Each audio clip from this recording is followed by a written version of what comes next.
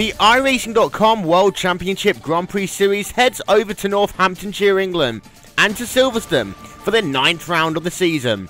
As the drivers return from their summer break, they kick off the second half of the championship campaign at the track, which hosts the first ever F1 World Championship race back on May the 13th, 1950. Silverstone has always been a track full of drama, excitement and controversy, from Mansell's famous two-step pass over his teammate Nelson Piquet in 1987 to Schumacher's controversies in both 1994 and 1998, the latter which saw him win the race on pit road. In 99, the German again made a statement at Silverstone, this time crashing out on lap 1, breaking his legs in the process and adding another year to the Ferrari Championship drought. The World Championship Series drivers always perform at Silverstone, and it's a track where the cream always rises to the top. Just 2 drivers have been triumphant in the 4 previous visits to the circuit, with Jesse Nieminen and Gregor Houtu scoring 2 wins apiece. It's interesting to note that Hugo Luis has never beaten his nemesis at this racetrack, and if he wants to start closing up that championship gap, he'll have to find a way to do so today. Atty Kirchhoff is hot on the heels right now of Luis in that battle for the 2nd position in the championship, and Inex Racing's Jake Sturgios is also not out of that fight just yet. Up and down the field, battles rage in the championship, with Fulvio Barazzini, Enzo Benito and Marty Patila separated by just 4 points in the battle for 7th in the standings, and Stephen Michaels continuing a remarkable comeback, tied for 10th with Yudan Arumi. Welcome once again everyone to the Glacier TV pre-race show. Will Vincent here with you for the next 2 and a bit hours as we kick off the second half of our season's coverage. With still 8 races to go in the championship, there's still all to play for, and Glacier TV is your home every 2 weeks until the final checkered flag of the year on the 5th of October at Montreal. Let's kick things off right away by having a look at the racetrack that over half of current Grand Prix teams call their home. This is the Silverstone Track Guide.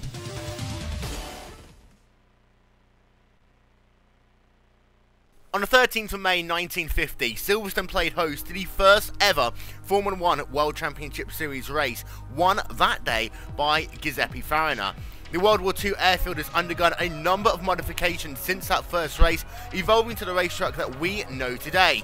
Sector 1 is all about speed, aerodynamic grip and mechanics, with the car and driver working in harmony, before change of pace in Sector 2, with long demanding corners and a tricky technical section to complete the lap. Silverstone's lack of elevation might make the track seem boring on paper, but huge crosswinds and ample overtaking opportunities make it the jewel in the British motor racing crown. Lap record? Well, that falls squarely at the shoulders of 7-time world champion Michael Schumacher, who won the 1998 race in controversial fashion after serving a stop-go penalty after he crossed the finish line to win the race. Having a look at the racetrack, coming down into Cross Corner, turn number 1. It's a tricky, fast right-hander.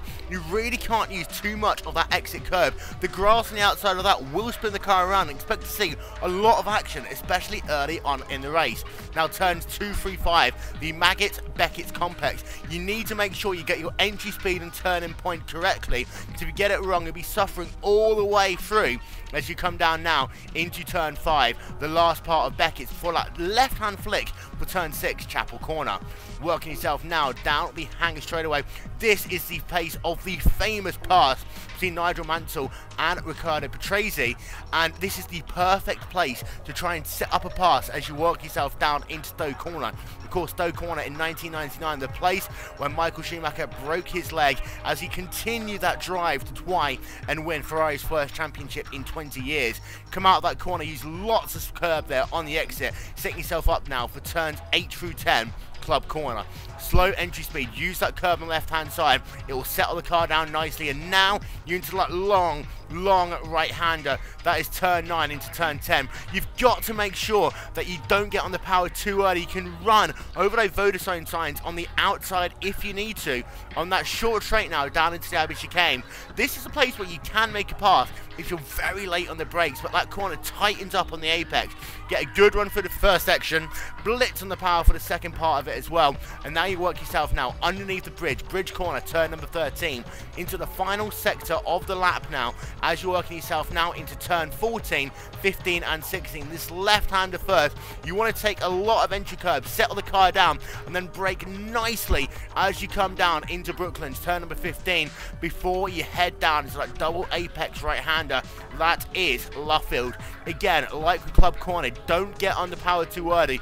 The track eventually opens up. You lose a lot of that curb on exit if you need to, but not on worn tyres. Turn 17, Woodcote isn't really a corner, but with a standing start, it does make it interesting for drivers at the rear of the field as they have to put the power down while also turning the car. That is a lap in the books at Silverstone, the jewel in the British motor racing crown. And I have been Will Vincent.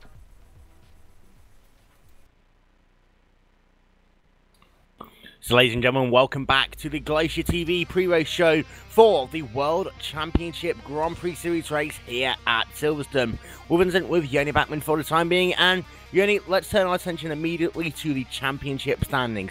Half the season now in the books, and Gregor Hutu looks on course to get another championship. A full 100 points almost difference is between himself and Hugo Luis. Yeah, not only that, but as you can see in the championship standings, the red indicator setting the drop week for each driver. Gregor Hutu is the only one in the top 10, or in fact out of anyone on the track who actually has a worst drop week, which means his worst finishing position of the season being third position. That's insanity. And what that means, pretty much Gregor Hutu has finished in the top 3 the entire season. You have a look at the stats. 8 races, 6 wins, 8 top 5 finishes and 3 pole positions for him. His nearest rival, Hugo Luis, has had 2 wins this season. He's had 6 top 5s. Of course, he had a disastrous couple of races early on at both Sebring and Watkins Glen. And that's what's put him further back in the championship standings. Ati Kirchhoff as well, you have to say. Right now, in that 3rd position for Team Redline, there is a chance, if Luis slips up once again, that Kirchhoff can move himself up into the 2nd position. Yeah, he could very well do that, and well, we're not going to witness the Watkins Glen incident repeating this time around at turn 1 at least, because Martin Kroenke has pulled off for quite a big part of the season. But yeah, if we just have to hope basically if there's any hopes of Hugo Luis challenging Gregor Hutu for the championship, that he runs out of bad luck and Gregor Hutu would have at least some of it. So. Yeah, but Kirchhoff has he's been almost in every race. Kirchhoff has been like a silent racehorse behind these like the top 2, but every now and then he's Road America. We remember he took the lead right at the beginning of the race from P3 in the grid, and then led for quite a bit of time. So Kirchhoff is not actually off the pace compared to the top 2, but just lacks that one last % of luck and raw pace to actually challenge Hutu and Luis like championship wise. But P2 is not that far off. 6 top 5 finishes there for Ati Kirchhoff. He has led a total of 32 laps this season as well. Sturgis in 4th, Martin Kroenke in 5th at the moment, but don't forget, as Yoni has said already, Martin Kroenke won't be back until the last round of the season now at Montreal, owing to personal issues. Then you think about qualifying for today, Yoni, and you've got Hugo Luis out front for Team Maya 3ID, but the rest of row number 1 and row number 2, it's all Team Redline, with Ati Kirchhoff actually beating his teammate Gregor Hutu to get 2nd position, Hutu 3rd, and Luke McLean rounding out the top 4.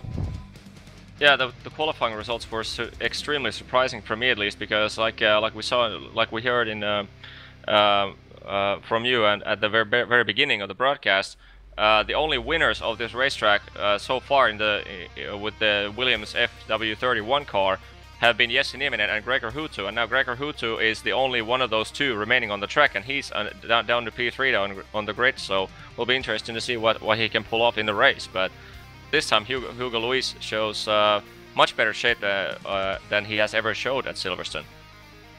And then you have Stephen Michaels, who rounds out your top 5 in qualifying. Daniel Lopez in 6th, Jake Sturgis 7th, and Martin Petia in 8th. Hugh Abe in the 9th position, a pro driver, and Antoine Hegelin as well, pro driver, in the 10th position. So those two in 9th and 10th. Good showings once again by the drivers who have that pro license, Shoney. They're going to potentially make the field here today. Yeah, they could. Let's just hope that luck is on their side. These guys have proven their pace in the during the Pro Series and now repeatedly in the World Championship Series qualifying sessions. Unfortunately for them, the WCS roster has been active enough to deny these guys the spots on the grid. So let's hope that some of these guys can't get in. We have seen, I think Sebring showed one on the grid, Watkins Glen showed one on the grid, and they both pros did extremely well. And of course, these drivers, if they can get themselves into the top 25 positions, they can miss out that step that you saw on GlacierTV last year, the iRacing.com Pro Series of Road Racing, which occurred in that off-season when the World Championship Series isn't on. Pro Series is incredibly difficult for these drivers. They've got to find a way of making the cut to get their World Championship Series license. So those two drivers can take a huge step towards bypassing that if they are able to get themselves a good showing here today. And in fact, we have confirmation that Hugh Abe will be starting in the 9th position. Antoine Hegelin will start in the 10th spot. So both of those drivers have made the field. A total of 35 cars have made the trip here to Silverstone. We'll run through the full grid in a couple of moments' time. Wes Richards is the last place, guys, in the 35th position. He's about half a second off the pace, actually, of Marcus Caton, who starts in the 34th spot. So Wes Richards struggling there in that Azura racing car. But let's talk about that front row. Normally, you could say Ati Kirchhoff can get a good start. He could try and lead this race from the front. The issue is, with Silverstone, turn 1, a very fast right-hander into Copse. It's going to be incredibly difficult for Kirchhoff to get that lead unless he has an enormous start here. Yeah, and right following the turn 1 we have the Beckett's and Maggots complex, which is basically impossible to try overtake during that corner complex, but we have seen almost in every single car and series we have broadcasted at Silverstone that especially the first lap, that corner complex has given problems for quite a variety of drivers, from low skill to high skill drivers. So if you fail that corner, the exit of Beckett's or the turn 6, the first lap around, you can be in trouble coming into Stowe corner at the end of the straight. And for Hootu, his aim is going to be off the start, find a way past that 5 car, get himself into 2nd position. We saw an absolutely fantastic battle at VIR between Luis and Hootu. I'm not quite sure who led into turn 1 to be fair, but for Hootu, he was able to get that job done on pit strategy at VIR.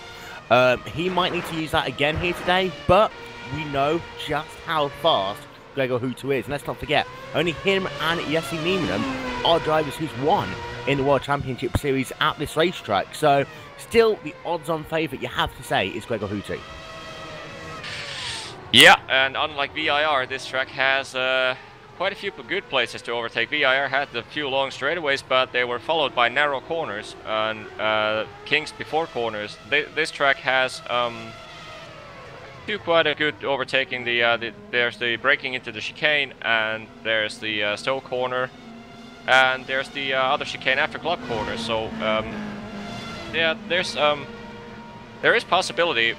There are possibilities on this racetrack to find your way around the slower guy if you can set up exit out of the first corner or the previous corner. But you really have to push fake passes one corner beforehand, before the corner that you're actually going to make that pass in order to make it happen.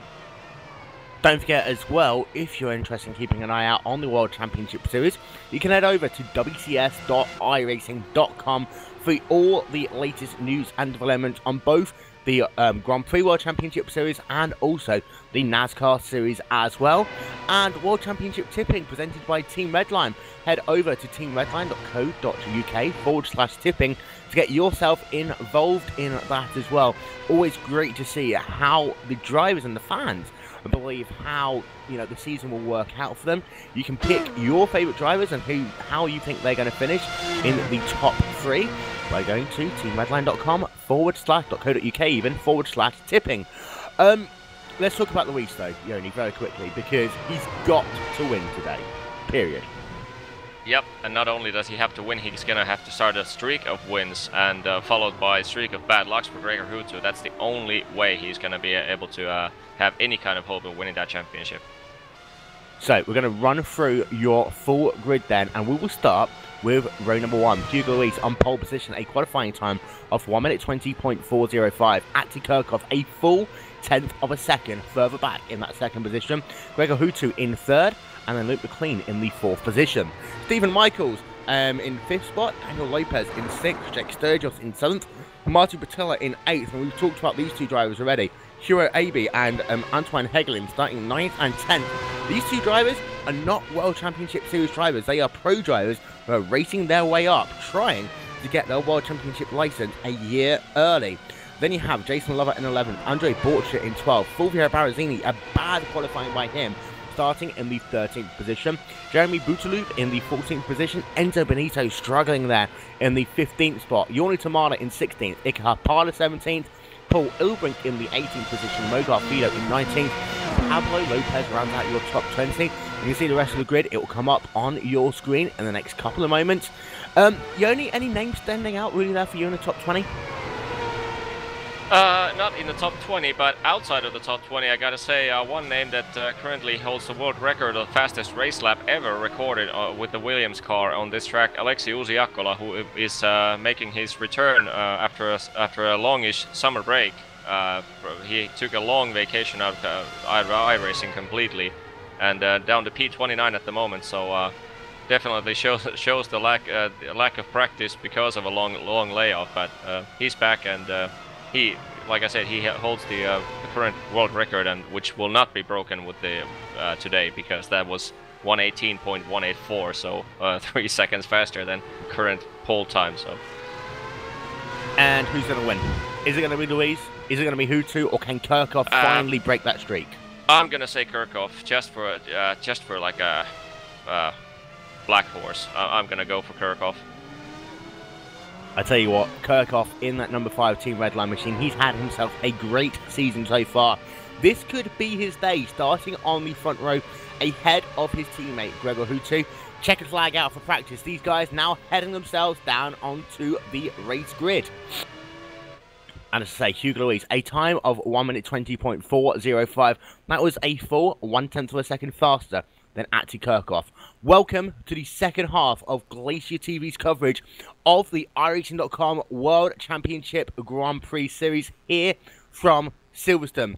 The big story is Hugo Luis has got himself that pole position. He needs, however, to get himself to the front, stay at the front, and win this race. He has to hope that Gregor Hutu falls into traffic, perhaps doesn't even get himself a podium finish here today, if he's going to have any chance of starting to close up that championship gap, which right now is sat at over 100 points. McLean in 4th, always runs well at Silverstone. Stephen Michaels, what a tremendous season he is having. Again, a top 5 qualifying by that number 20 car. The guys right now lining up on the grid. We're going to be waiting for those lights to go on the iRacing.com gantry. That will happen any moment now.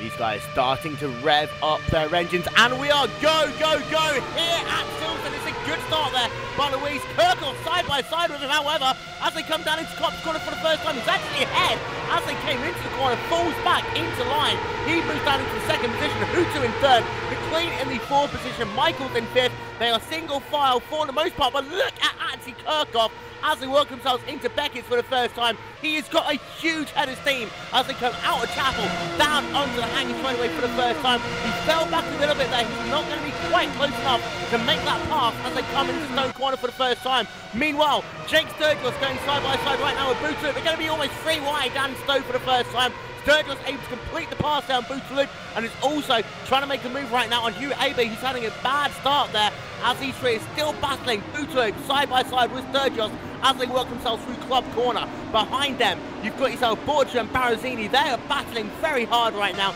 It looks as though all of the guys have been able to get, for the most part, through these first couple of corners okay. But it's Hugo Luis who's leading the way right now. A 4-car length advantage over Ati Kirchhoff as they come into the complex for the first time. They're going to do another left-hander now before they come into that double apex right-hander for Luffield. Will get the gap as they come past the start-finish line. But Hugo Luis, he's completed the first phase of what he needed to do here today. And he's been able to lead the first lap of the race from Ati Kirchhoff. And we're going to get their time so they come past the start-finish line. It was a 1:25.206 there for Luis, a 1:25.367 for Kirchhoff. Hutu, he's already 1 second back of these two drivers. He's going to have to pedal it now for the next couple of laps to try and close that gap. He does not want to lose the momentum on what will have a huge draft. You see actually Kirchhoff falling back there. Perhaps he's going to help his teammate Gregor Hutua as they come down the Hangar Straightaway once again down into Stowe Corner. McLean has also lost that draft for the time being. But look at Hutu right now. His second lap has been much faster than his first. And right now, he's all over the rear of Ati Kirchhoff in that battle for the second position. Working themselves through Club Corner right now. And I have to say, the first 6 drivers, as they started, Patina also in 7th where he started. And Abe as well, he's having a good job bootloop in 9th position. And Barazini is going too wide for P11 for Lander Bocher, going too wide into Club Corner, actually under the bridge now. Still, Bocher clears Barazini for P11, but they went a good 2 corners straight too wide there, so good battle for just outside the P10 right now. For Barazini, he's had himself a great season so far. He's got Enzo Benito right behind him as well. Let's not forget Enzo Benito started this race in the 15th position, now working in the 13th spot on the racetrack, trying to close up the rear of this 2-car battle for what is essentially 11th and 12th on the racetrack between Andre Borcha and also, and I have to say ahead of him, actually Jason Lover is starting to pedal it up as well. And you're going to have a 5-car train there if you're not careful at some point soon.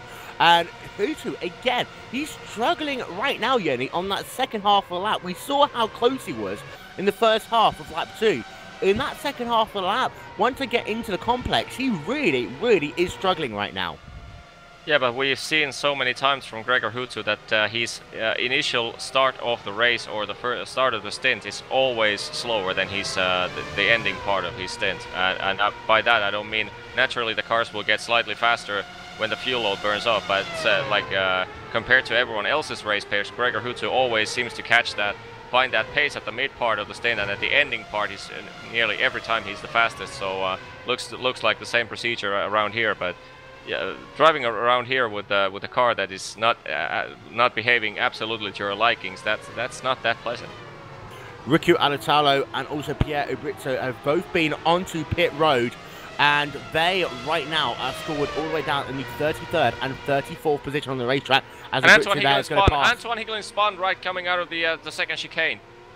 And Higgling, I say, he had himself a good race until that point, but he's now fallen all the way down into the 30th position on the racetrack, and that was down at the Abbey chicane. In fact, there was a little bit of contact, I believe, there with one of the INX racing cars. Indeed, there was there, and that all started with Jason Love out there, who got himself sideways in the corner, spun that car, it spun to the right-hand side. That's how he caught Higgling. He also had a 3rd car involved there as well. That was Mogar Filo, who ended up spearing into the barriers. Mogo Filo's race is pretty much over. He's got himself some substantial wing damage. Daniel Lopez is flying at the moment. He took P5 out of Stefan Michaels going into turn 1, and now he was already catching P4 from Luke McLean there into the club chicane, but just basically took it slightly too cautiously, and now Stefan Michaels is coming back. And these two are going to be side by side as they work themselves down into the Abbey chicane once again. Michael's going to have the inside line into the first part of this corner, but look how late on the brakes Daniel Lopez goes as Michaels gives up the position there to move Daniel Lopez with a better exit. 15 car up. And then, yeah, better exit, but didn't catch. Basically ran out of straight road there. There's not much acceleration going on before you come out of the bridge, but yeah. Stefan was basically relying on Lopez going slightly wide out of the exit, and he did, but not wide enough to put the car too wide under the bridge. So to run through your top 10 positions right now, it is Hugo Luis who is leading the way. He has himself a half-second advantage over Ati Kirchhoff.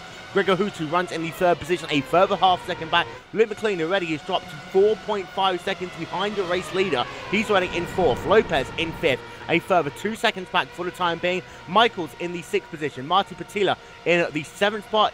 Hugh Abe in 8th. Jake Sturgis in 9th. And then Jeremy Bouteloup rounds out your top 10. Things starting to get themselves a little bit more single file for the time being. We still have, though, to keep an eye out on that charge of Daniel Lopez. There's actually, you see a car there coming onto pit road. That is Paul Ilbrink in the Radical number 41 car. I think he has a little bit of damage there, which he's trying to get fixed. In fact, he's got some rear wing damage there. He's onto pit road. He's going to fall right down the field. So a difficult time there for Paul Ilbrink in that number 13 machine. But out front, however, Ati Kirchhoff really is putting the pressure right now on the number 2 machine of Hugo Luis as they work themselves into that complex once again. And you have to say that whilst Hutu was struggling, as Luis going a little bit sideways there, and Kirchhoff does the same, so now come down into Luffield. This is the closest Kirchhoff's been. He'll have to wait for Luis to get onto the gas before he can do the same. But Kirchhoff, right now, really is pedaling it as they're going to come down into Copse Corner once again. They're pulling away slightly there from Gregor Hutu, but Kirchhoff has a chance to take this race lead if he's not careful. Yeah, and not only he has a chance, if he gets the slightest chance, he will surely go for it, because these two are battling for the P2 on the championship, and not only that, but taking Hugo Luis away from the lead will actually just help in the process, help his redline teammate Gregor Hutu in P3 right now. But just to mention, a few laps earlier, you saw on the screen that Fulvio Berrezzini was going downhill, went wide coming out of turn 1. Copse Corner, and now down to P13. Only lost 1 position in the process, but still 1 position lost instead of 1 position gained. And right now as well, you have to say that Kirchhoff still putting that pressure up. Drivers who's having themselves a difficult day. Blake Town in that number 23 Radical Steel Series car is scored all the way down in the 35th and last position. It's a tough day right now for the Radicals. We've seen how you had Paul Ilbrink on pit road. Mo Garfilo's also scored 2 laps down and out of the race. Ruka Adatalo is scored in 1 lap down right now on 33rd, and Antoine Hegelin also scored 1 lap down in the 32nd position. But we're going to keep it on the race lead for just a couple of moments. And you have to say that dirty air is starting to affect Ati Kirchhoff. And what this is doing now is allowing Gregor Hutu to slightly come back into the picture. But we'd have normally expected Hutu to be a lot closer to this lead pack with, what, 6 laps already scored complete after 60.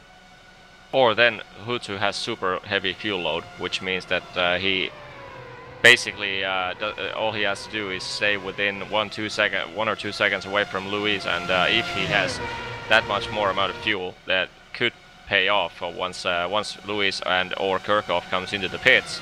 Hutu will do that 2-3 blasting lap times before making his pit stop, which will be enough to put him past these two. But like we saw in the VIR, these guys are really starting to push the envelope of when are you going to pit, when are you not going to pit. Like we saw in the VIR, Hutu actually brought in slightly more fuel than Luis had when they came into the pits, but he just pitted at the same time, make a short pit stop. But still, the pit stop strategy has evolved quite a bit as we have went along the season. As the season started, basically everyone had similar strategies, and then I think it was Max Del Orco who actually went for slightly different variation of pit stops, and that actually gave clues to the rest of the field that, hey, this might actually prove to be useful, as Kirchhoff is right now as close as he's ever been over the start-finish line to Hugo Luis. Yeah, and he can't make that pass into Copse Corner. He had to be oh so brave. We saw at the start of the race that Kirchhoff was on the outside line. He just had no momentum to make that pass on the outside. Inside is always so much faster. And this is, of course, the battle for the race lead. And Hutu even is starting to close that gap just a tiny, tiny bit. Daniel Lopez right now running in that 5th position, having the drive of his life. He's closed that gap already to Luke McLean. He's halved that already, and it's now just 5/10 of a second on the racetrack. This is the battle for the 4th position. The number 24 machine of Luke McLean driving, of course, for Team Redline, and Daniel Lopez in that number 15 Azura car. You're going to have to say, Lopez, right now, he is charging. Yep, but almost looks to me like I'm just going to throw in a wild card, which I'm going to get probably a little bit of comments afterwards, but I'm just gonna throw in a wild card and say that I think Daniel Lopez has a much lighter car than Luke McLean has, because his lap times are insanely good, and he's able to stick behind Luke McLean for pretty much through the whole lap. So my personal guess would be that he has light fuel load and just runs out of gears to execute a safe, a clean pass, or then he really is in the charge of his life. And let's not forget that we have seen Max Lorca a number of times doing that alternative strategy. So Azura Racing are no strangers to trying to mix things up just a little bit. And I say Lopez right now is running in that 5th position. I mean, they're pulling out a gap, about 1.3 seconds is gap now between himself and Stephen Michaels for Twister Racing. And Michaels, he's kind of falling back a little bit, but still keeping that gap to Marty Patillo, who's running in the 7th position. Let's actually talk about the 2 pro drivers very quickly, because you have Hua Abe right now, who scored in the 8th position, actually up from one place where he started, and he's doing an amazing job right now in that number 61 car. Yep, like we saw in pretty much every race, so VIR and in the Watkins Glen and Sebring, where the pro guys got a spot on the grid. These guys really are fast, and they're like living the dream right now of they're hoping that basically they could skip. Yeah, Lopez at the moment. Lopez is going too wide. McLean, a huge dive in there, and actually he doesn't even go wide there. It almost looks like Luke McLean just let him by. Indeed, yeah, and we saw this earlier on with Michael. Lopez is so good onto the brakes into the Abu chicane. Move him for the time being up into the 4th position on the racetrack. Last time by, Lopez did a 123.336. Hutu, as compared to him, he did a 122.658. So Lopez still is about a second lap slower compared to those top 3 drivers out front. But for the time being, Daniel Lopez at last time by a 123.184. He is still flying. If he's on low fuel, let's not forget, he has to push it now. And, importantly, Yoni, he's in clean air. And now he'll be able to drive and try and get himself into a window where he won't come out in traffic. Yeah, I was just about to say that that 123.184 you just mentioned, that was behind Luke McLean for the half a lap.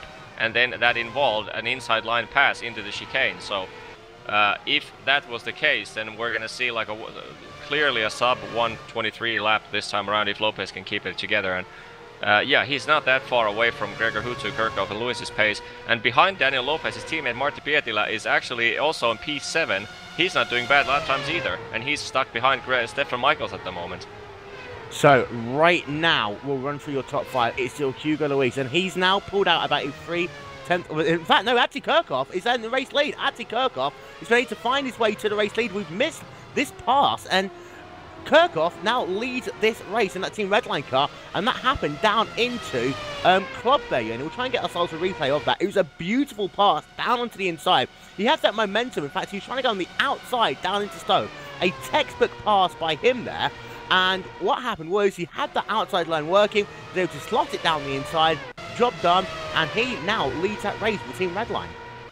Yeah, I have a replay right now on the screen coming from the start-finish line. It looked to me like a pretty normal lap so far that we've used to see, so like 0.2, 1/10 of a second coming across the start-finish line, but surely Kirchhoff takes slightly different line into the Maggots and Beckett's, got a way better exit out of the corner.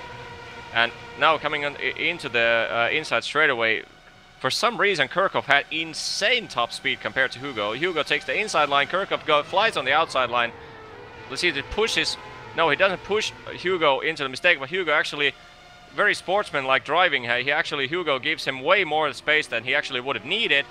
And Kirchhoff says thank you very much, makes that pass happen, and Hutu almost capitalized in the process.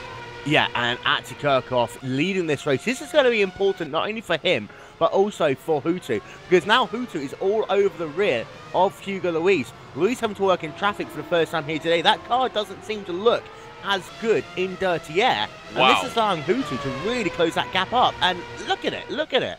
And dude, Daniel Lopez, 122.177. That was I'm just gonna have to clear the first few. Actually, that was the second fastest lap of the whole race, beaten only by Ati Kirchhoff's last lap, 121.9. Daniel Lopez is 5/10 a lap faster than Hugo Luis at the moment. This probably does your situation, the fact that he's on lighter fuel. I mean, Yeah, he was has to be. faster by 7/10 of a second that last lap than Hutu. Of course, Hutu right now is running in the dirty air of Hugo Luis. In fact, Hutu getting a good run out of Stowe. He's not going to be quite close enough, however, as they come down into club once again, as they're working right now on lap number 12 of 60 here at Silverstone. But this is the thing right now. We've got two different strategies going on. You've got Lopez on a different strategy, and you can also argue that perhaps Kirchhoff might be on a slightly less fuel, and they're going to try and split that strategy to do everything they can to ensure that Luis doesn't win this race, because of course Kirchhoff can help Hutu out. Luis hasn't got his dance partner of Martin Kroenke here anymore. Yep, looks very strongly looks like Luis and Hutu are both in a sort of a so-called safe strategy with a one-stopper, especially when they started in the front row, which actually would, when we saw the start of the race, Luis actually took pretty much identical launch off the line with Dacia Kirchhoff, yet they went too wide into turn 1, so definitely I would say Luis has a heavy fuel load, one stop. Kirchhoff clearly has a two-stop car. He's pulling away half a second a lap from Hugo Luis. But as for Hutu, I have no idea. Hutu, this is very interesting. I think you were right. We said it early on heavier fuel, just like he did at Virginia. He's going to try anything that he can possibly do to try and cover Hugo Luis right now. And you have to say also, down the field, Lopez is charging away right now from Luke McLean. That gap is already up to 4 seconds on the racetrack. And I am going to talk about Lopez just briefly. Juho Abe, pro driver, Juho Abe's got the inside of Marty Pietila. He's going to get P7 down in the Stowe corner there. Beautiful pass there by the pro driver. And indeed, and yeah, he's going to challenge right back. Martin Pietila is coming right back. Oh, and they almost come into contact there. But again, the inside line will be a bit that works on the second part of the corner. And that is the important thing with club corner. You can have the inside line into the first part. Unless you complete that pass, you're going to be the outside all the way around. That long right-hander. And Abe now up into the 7th position. A sterling drive right now by that number 61 machine. As he's been able to get up another position on the racetrack. To give you an update, I was talking about Lopez. He actually went off there on the exit of Stowe Corner. Just caused himself a little bit of an issue. But Hutu, he's closing that gap a little bit to Luis. The important thing is, though, Atzi Kirchhoff, 2.8 seconds ahead now of Hugo Luis in the space of, what, 3 laps? Kirchhoff flying, and if he's on less fuel, even if he's on less fuel right now, he's got a good shot at winning this race. Yep, but if he has one stop less fuel, he, I think so far Hugo Luis is doing pretty respectable job compared to Kirchhoff's pace, especially with the fact that he was able to hold Kirchhoff back for the first good portion of the race. So it's gonna be interesting to see if Luis is able to maintain this pace. Naturally, his pace is gonna increase towards the end of the stint, but when he gets to the much heavier fuel load, whereas Kirchhoff takes less fuel during the first pit stop, that's the key element, because Hugo Luis has to maintain the gap so that it's less than 1 full pit stop. So, we're going to have a quick look at the gains and losses so far in this race. Kirchhoff up 1 position, of course, he's your race leader. Lopez up 2 positions. Abe, we talked about him, up 2 positions. Jeremy Bootloop up 4 positions, actually. Now running in the 10th position on the racetrack. Down, having a look into 11 through 20. You have Enter Benito up 3 positions. Pablo Lopez now at 5 spots, running in 15th position. Yulan Arumi and Matis Eggar both up 6 positions as well. So a lot of early movers here in this race. And you have to say right now, though, the field is a little bit spread out, more spread out than we see at most races. Right now, you have a little bit of a battle between Jeremy Bootloop and Jake Sturgis developing on the racetrack. And having a look at their last couple of laps, Jeremy Bootloop did a 1:23.175, pretty much identical to the lap time there of Jake Sturgis. But they are both starting to slowly reel in Marty Pietila, who's running in that 8th position. He's struggling with a bit of consistency right now, but 8th through about 12, that is still a close battle, remembering how far Silverstone is. Yep, and right when a few laps ago, when Juho Abe did that pass on Marty Pietila, actually Jake Sturgis had a good run on Marty Pietila, but since Jake Sturgis slightly failed the exit of the second chicane right before bridge, I never remember the name of that corner, but anyway, he got got slightly off from the rhythm and cost him about 1.5 seconds. Now he's caught back up to Martti Pietila, but in the process he gave Jeremy Goodall a chance to stick with the draft. So yeah, I think Sturgis is the next lap will be slightly faster than Pietila's lap will be. But yeah, Jake has the pace right now, but he really need that clean air. Going to check in on Pablo Lopez running right now in the 15th position on the racetrack. You also have Jason Lovett running in 16th. Now, this isn't Lovett's best race, let's say that. He started this race in 11th. He's falling down into that 16th position, trying to close up on paycheck for the time being in that number 9 Radical car. But Lovett, I mean, he has Lovett's gear. We talked about that in the Inex Racing Ice Lounge episode, which of course you can see on our YouTube channel. But you also, you know, you've got Lovett right now. He's struggling to get that momentum through Maggots and Beckett, and that really is hurting him all the way down the Hanger straightaway. Yep, this track seems to be one of those few tracks that if you are on like Mid-Ohio basically, if you're comfortable with the track is one of the best racing tracks in iRacing. If you're not comfortable with the track, it feels painful, like you never felt before, and you just don't want to even touch that track. And it seems to be the case that Jason Lovett is not comfortable around Silverstone, and especially looking at his like fellow team members. Enzo Bonito up three positions ahead of him, and already up to this point he has, like, Enzo has let's see the updated line, 7-8 seconds the gap between him and Bonito and Lovett. So yeah, I'd say Phillip Island still is Lovett's favorite, but that's just my opinion. But Silverstone doesn't seem to be one of them. Also, Matthias Egger out of the race. It looks as though he actually ran out of fuel there in that Iron Racing car. He just pulled off to the side of the track on the exit of the Appy chicane. He is now out of the race. We still have a total right now of how many drivers we have. 28 cars running on the lead lap. And of course, Blake Town, Mo Garfido, Riccardo Taulo, Antoine Heglen, who of course was one of the pro drivers who made the race here today. Pierre Ubritsu are all out of the race. Paul Ilbrink is still scored 1 lap down. Matthias Egger is out of the race. And something happened to Luke McLean there coming out of turn 1 there, because he lost 1 position to Stefan Michaels, and now Juho Abe is also right behind Luke McLean there, trying to search for a position. I'm going to try to get a replay of exactly what happened. Very sideways on that curve on the exit of Copse Corner, and he got himself sideways. He's actually had to go into pit exit there and use the escape road there. He's able to carry on, but that cost him one of the fastest parts of the racetrack, cost him severely. And you're right, Abe right now in that 61 car has a chance to try and pass one of the Team Redline cars. And I tell you, a number of drivers will be keeping an eye out on this Club Asia driver right now. He's running in the 7th position, but Michaels is back up into the 5th position as well. And, you know, we never seem to really talk that much about Stephen Michaels, but, again, he's running in the top 5, not really causing much drama. He's a bit off the pace from the top 4 drivers, but still ahead of all the other guys in the top 10. Michaels, good job by him right now as the replay's about to come up. Yep, just saw the replay right there.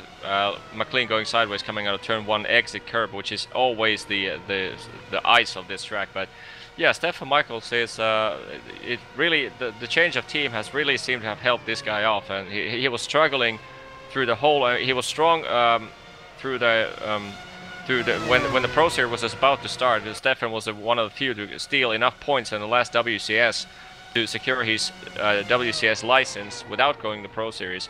And at the beginning of this season, he was really struggling for pace, and that team change of team has really helped this guy. Gregor Hutu still in that 3rd position, still stuck behind Hugo Luis as they're starting to negotiate a little bit of lap traffic. You're going to have to say, if Hattie Kirchhoff is 5.5 seconds ahead of Hutu, he's clearly got to be on a slightly different strategy right now. He's pulling away, as you see there. That's Paul Ilbrink just moving out of the way to allow Hugo Luis and Gregor Hutu to go past them. Let's not take anything away from Hattie Kirchhoff. He's leading this race. He's done everything he's had to do so far. But clearly, unless there's something wrong with Hutu's car, he's got to be on much lighter fuel than his teammates. Yeah, has to be lighter fuel. Kirchhoff and Lopez are not necessarily the only drivers with a lower fuel amount, because looking at the lap times through the field, like Jake Sturgis lapping to 122.5s, and then the guys in front of him doing lap 123s. So through the whole field there can be quite a variety of drivers actually pulling that 2-stopper off. And who is going to take a benefit from it, who is going to take a disadvantage from it, remains to be seen. But so far, this field seems very much open for different kinds of strategies. So we're going to have to wait until way past the midway point of the race to make any conclusions. And of course, we are now approaching that 1/3 part of the race, and that means if these guys are on a two-stop strategy, then that pit window will open in the next couple of laps. Working right now on the conclusion of lap number 19 of 60 here at Silverstone. Will Benson along with Joni Backman for the ride. And I'm intrigued right now by Louise, because we saw last time out that Hutu out-strategized Louise. We've seen before that Hugo has tried. Sebring was a perfect example. I mean, he was able to almost win that race. Had it not have been from that issue with his teammate Martin Kroenke at the start of the race, Louise would have had a perfect opportunity to win that Grand Prix. I really did expect Hugo Louise to try and drive away from the front of this race, and I honestly have to say, I think he was a bit surprised there when Kirchhoff breezed past him. Yep, naturally, you can never know the fuel strategy of the opposing team. But having said that, if especially there can be a team strategy if Kirchhoff and Hutu were basically P2 and P3, they can take the gamble of one guy being faster to get past Louis and then slow him down. But the slowing down process doesn't seem to be the case with Kirchhoff. He's flying into the sunset right now. But yeah, that's always an option to just use varying strategies, especially with the new build. It has proved out to be awesome in terms of racing and dirty air draft and all that, the whole 9 yards. So it just brings more excitement and speculation room for broadcasting and racing overall. And also, right now you have Jake Sturgis. He's closing up on the rear of Martin Patilla in the battle for the 8th position on the racetrack. Last time by Sturgis, a 122.635. Patilla, a 122.810. And Sturgis is looking strong. In fact, he's had a pretty good season by his account. He struggled a little bit earlier on, but right now, he's in the top 5 in the championships. And he needs to get past some of these guys. He needs to get past Patilla and Abe and perhaps even past McLean in this race, because he needs that point now into the second half of the season.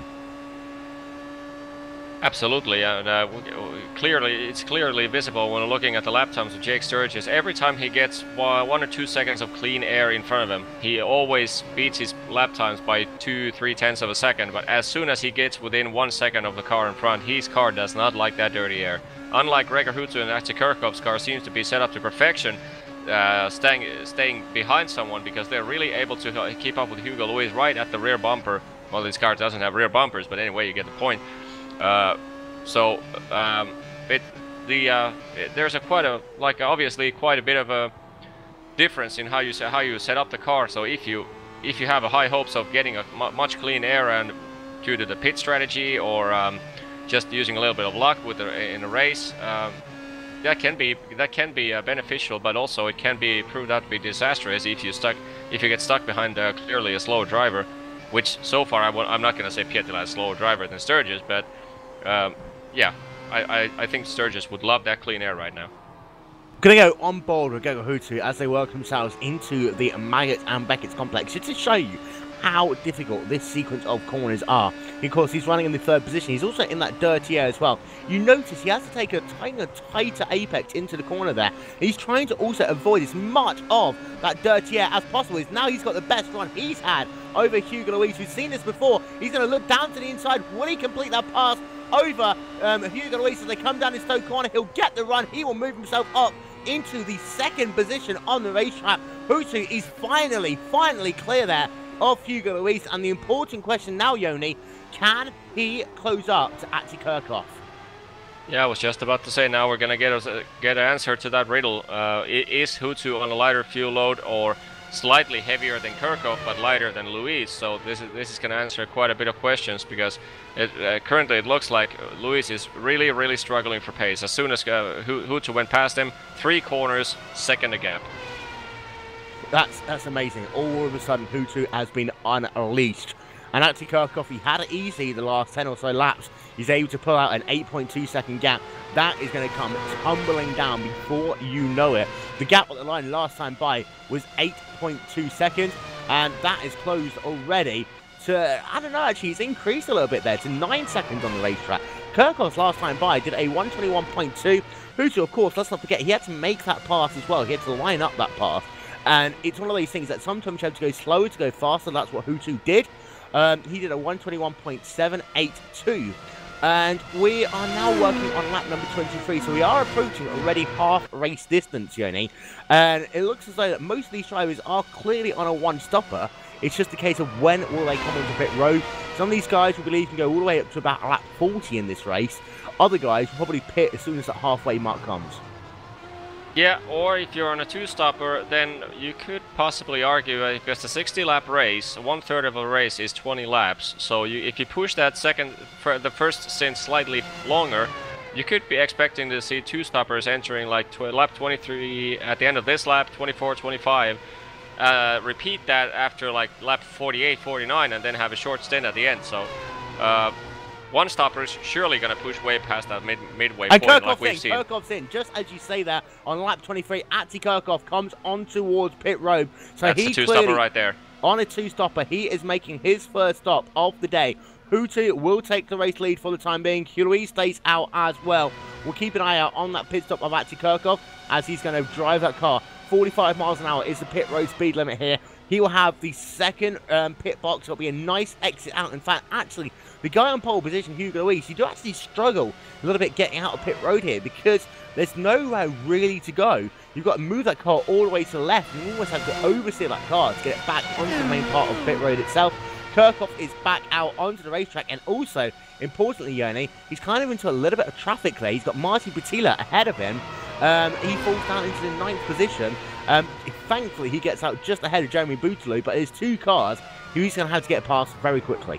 And believe it or not, have a look at P3 right now. Daniel Lopez has caught up to Hugo Luis. And if you see Kirchhoff's come in, last time by, Daniel Lopez hit a 1:21.566. We expect Lopez to be on pit road in the next 2 laps. He might come towards pit road this time by. In fact, we'll go on board of him as they come into the complex once again through Bridge Corner. Now 2 left turns in a row. I love the first lead as they come down into Brooklands. And now, I have to say though, Lopez, that car is working perfectly, both in traffic and in clean air itself as well. He's really set that car up perfectly, and he stays out for another lap. So Lopez, more lap by lap, it does look as though he's actually got some raw speed in that car. Yeah, and he can have a long first stint of two-stopper, like I said, with Gregor Hutu. But I mean, just the fact that he is only 2.6 seconds behind Gregor Hutu, who you could make an argument is on a one-stopper with slightly lighter fuel or whatever. But even to Atzi Kirchhoff, Daniel Lopez, if you're able to keep up with Hugo Luis and Gregor Hutu up to this point, no matter what strategy you would be in, having a look at the first half of the season, you have to be amazed. Indeed, and Lopez, he's about right now 7 tenths per second, so he's now in that dirty air of Hugo Luis as they come out of Club Corner, that short run down in towards the Abbey Chicane once again as they work now on lap number 25 of 60. Hutu's already pulled out a 2-second lead over Hugo Luis. That's not to forget though, half of that was done in the space of 1 lap. Luis's car really does not work in dirty air. We saw that when Kirchhoff got past him. All of a sudden, in the space of half a lap, Luis fell back to the second behind. The same again with Gregor Hutu. And the important thing is for Luis, he has to keep Lopez. As Lopez comes on pit road, so let's invalidate that point completely. Lopez is on towards pit road. Yeah, I was just about to say that if he's on a two-stopper, he has to pit right now because you can clearly see from his lap times, as soon as he got behind within half a second of Hugo Luis's car, his lap times went up by 0.3 of a second a lap. So he was actually losing time behind Hugo Luis there. So that was the only rational option to come in this time around. Follow the regular pitting procedure that you would have done normally, but just to save time because there's no point in sticking behind a one-stopper car, which is costing you time on the track. So Lopez comes back out onto the racetrack. He falls into the 14th position. Let's have a look where P15 is. That's Pablo Lopez. And right behind him. Yeah, right behind him there is Pablo. And Pablo, of course, will be on lighter fuel now. So Pablo will have a good run. And let's not also forget that Lopez is on warm tyres and Daniel is on cold tyres. So Lopez versus Lopez. This could be interesting for 14th and 15th. And just to mention about the pit times, Atikirkov did the pit stop for 5.6 seconds, Daniel Lopez took 6.3. Whether that is more fuel or not for Daniel Lopez remains to be seen, as Lopez goes wide there in the club corner. Yeah, and he almost got run over there by Simon Kittel there in the number 32 machine. Almost spun that car around very close, and this gives Daniel Lopez a little bit of breathing room there as they come back down into the Abbey chicane, because now Pablo Lopez has kind of lost that draft. Yeah, not only lost the draft, but lost the momentum and the rhythm in the process. Because I need to interrupt you. Hutu onto pit road. Hutu is onto pit road, so Hutu perhaps on a two-stopper as well. Yeah, unless it's surprisingly long one-stopper. Actually, to be totally fair, pitting on this lap, 27 out of 60, that's equally close to being a brave one-stopper than being a silly two-stopper. So, yeah, I have no idea what he's going to do. It's a 6.2 second pit stop, which would indicate a two-stopper race. Indeed, and he comes out... And if that's the case, Hugo Lewis is strong. Yeah, he's very, very strong. And also, let's not forget that Hutu comes out right now in the 13th position, and Atikirkov about 5 cars ahead. Yeah, and he is right behind Joni Termala, which basically, Joni Termala being Hugo Lewis's teammate, he could basically make that not so easy for Gregor Hutu to get past him, even though he has to do so with the blue flag rules, but still, he could basically pick a corner where it's not that beneficial. There's not going to be any blue flag rules. These guys are racing for position. This is 1997 Japan all over again with Eddie Irvine and Jacques Villeneuve. You're not going to believe that for 1 second. I'll tell you what, that's the whole thing, you know. You see that Team Red Line car, Gregor Hutu coming, you know it's Gregor Hutu's car. Of course, in my Freddy pit crew, is like, keep him behind as long as possible. The important thing is, though, Hutu has got some traffic he needs to work through. And I'm having a look on my screen right now. He has Joni Termala, Fulvio Barazini, Enzo Benito, Andre Borcha, that he has to get past, and Jeremy Bouteloup before he even gets to Atikirkov. Yep. That's if this traffic is on a one-stopper, that's going to be painful for Hutu, because which will help Hugo Luis even further, because as you can see right now on the screen, Hugo Luis 7 seconds of clean air behind him, 7 seconds of clean air in front of him. Hugo Luis has all the track in the world at his disposal, so he can fly however he wish, and Hutu is struggling with traffic. So at the moment, if Hugo Luis does not make any mistakes, he has awesome chance of winning the whole race. Outside of course, Atikirkov beating him with a superior pace with the two-stopper, but Atikirkov really has to nail those lap times to perfection if he wishes to be in front of Hugo after 2 pit stops. Importantly for Atikirkov, right now, he has about 1.5 seconds to Martin Petila, who runs in the 6th position. And then, of course, Shake Sturgis ahead of him, and Huey Abe. Abe's right now running in the 4th position on the racetrack. A sterling job by him. But for Kirkov, I mean, he's in the best position in my eyes right now, because he's got a little bit of clean air. Martin Petila last time by did a 1 minute 22.252. Atikirkov did a 1 minute 22.3. So Petila's pulling away at this stage of the race, but let's not forget, Petila, Sturgis, Abe, McLean, and Michaels, they all have less fuel than Kirkov right now. That's not the issue. So right now, actually, Kirkov's in the best position, because he's not in dirty air, and he's got clean track, essentially. Yep, however, looking at the lap times, Kirkov did his pit stop. Now he has heavier fuel load than Hugo Luis has. He's doing 122.350 compared to Hugo Luis, 121.496. Almost a second a lap faster is Hugo Luis right now compared to Atikirkov. So Hugo is doing exactly what he's supposed to be doing at this stage if he's on a one-stopper, when he is on a one-stopper. Pull in fast lap times after fast lap times. You have a clear track ahead of you. You're beating Atikirkov, so 1 second a lap, which is exactly what he needs to, because when he makes that pit stop, he's going to be slower than Kirkov. However, he cannot let Kirkov pass escape more than that 1 second, 1 pit stop distance. So at the moment, Hugo Luis is, after that start speculation at the start, it looks to me like Hugo Luis is by far the fastest guy on the track. Yeah, and the issue is that Hugo Luis right now, he's 22.7 seconds ahead of Atikirkov and pulling away. And of course, this is a long pit straight here at Silverstone. And Luis is going to have to be careful. He's going to have to time that pit stop to perfection. He does not want to get out into dirty air. We'll run through the top 10 as it stands right now. Hugo Luis is your race leader. An 11-second gap over Stephen Michaels running in the 2nd position. Luke McLean in 3rd. Hugh Abbey running in the 4th position. Jake Sturgis in 5th. Martin Tillett in 6th. Ati Kirchhoff in 7th. Jeremy Boutaloop in 8th. Andre Borgia in 9th. And Enzo Benito round out your top 10. Yoni, we have a race on right now, and this is one of those pure thinking races that I love, because yes, these guys aren't overtaking each other necessarily, but this is a battle of who can go fastest over the course of 60 laps, taking away traffic. Yep, looking at the telemetry, it's hard to pick a winner here, but looking at, I can't be not anything but impressed with Hugo Luis' lap times. He's lapping fastest lap after fastest lap every single time. Kirchhoff did with at the end of his first stint, he did a 121.171. That's by far the fastest. But Hugo Luis has done his personal best 3 laps in succession, last one being 121.436, now he did 0.492, so within 600ths of a second Hugo Luis is pounding 1 second away from Atsi Kirchhoff. But at the same time, I have to talk about Juho Abe for a second. He's clearly on a one-stopper, and he's currently in P4, chasing Luke McLean, who is also on a one-stopper. Juho Abe is actually lapping 4/10 a lap faster than Luke McLean is at front. You have to be impressed with this kid. I tell you what, Jack Basford, Dom Duhan, Timo Evenen will all be looking at this 61 guy right now. I am severely impressed by this young Japanese driver running in that 61 car. Last time by a 122.473. Luke McLean, that last time by, was able to pull out. He did his fastest lap of the race, a 121.867. But still, to be able to run within half a second of any Team Redline car is impressive. And you're right, they're on the same strategy right now, and Abe is keeping that gap within about a second. Stephen Michaels as well, in that 20 car, we've talked about this.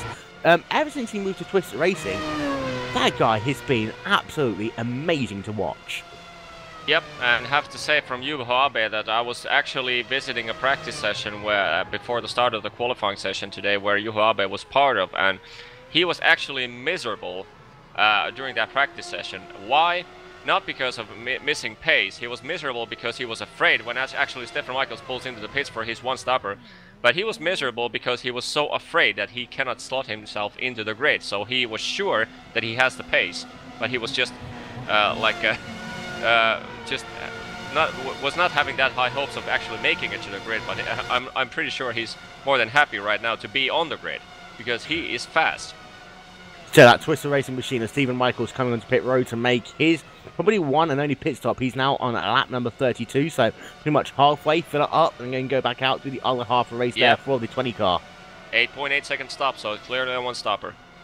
And we're getting some word as well. Some people wondering whether Kirchhoff is on a 1 or a 2-stop strategy.